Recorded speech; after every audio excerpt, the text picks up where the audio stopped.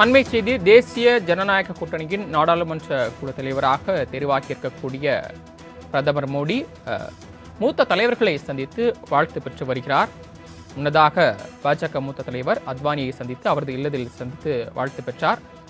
தொடர்ந்து மூத்த தலைவர்களை சந்தித்து பிரதமர் நரேந்திர மோடி வாழ்த்து பெற்று வருகிறார். அந்த வகையில் அத்வானியை தொடர்ந்து தற்போது முரளி மனோகர் ஜோஷியிடமும் பிரதமர் நரேந்திர மோடி வாழ்த்து பெற்றிருக்கிறார்.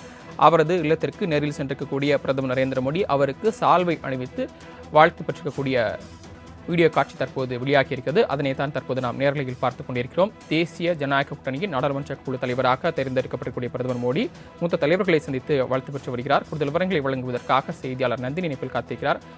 நந்தினி, பிரதமர் நரேந்திர மோடி தொடர்ந்து மூத்த தலைவர்களை சந்தித்து வாழ்த்து பெற்று வருகிறார். தற்போது இது தொடர்பான விவரங்கள் என்ன பதிவு பண்ணலாம்? வணக்கம். மனோகர் ஜோஷியிடம் பிரதமர் நரேந்திர மோடி தற்போது வாழ்த்து பெற்று வருகிறார். தேசிய ஜனநாயக கூட்டணியின் நாடாளுமன்ற குழு தலைவராக பிரதமர் நரேந்திர மோடி தேர்வான நிலையில் பாஜகவினுடைய மூத்த தலைவர்களை சந்தித்து பிரதமர் வாழ்த்து பெற்று வருகிறார்.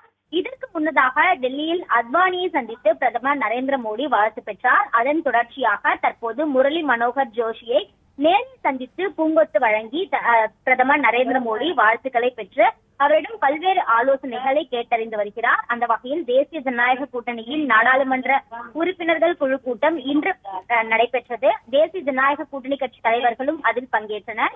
இந்த நிலையில்தான் அந்த கூட்டத்தில் பிரதமர் நரேந்திர மோடி ஒருமனதாக நாடாளுமன்ற குழு தலைவராக தேர்ந்தெடுக்கப்பட்டார்.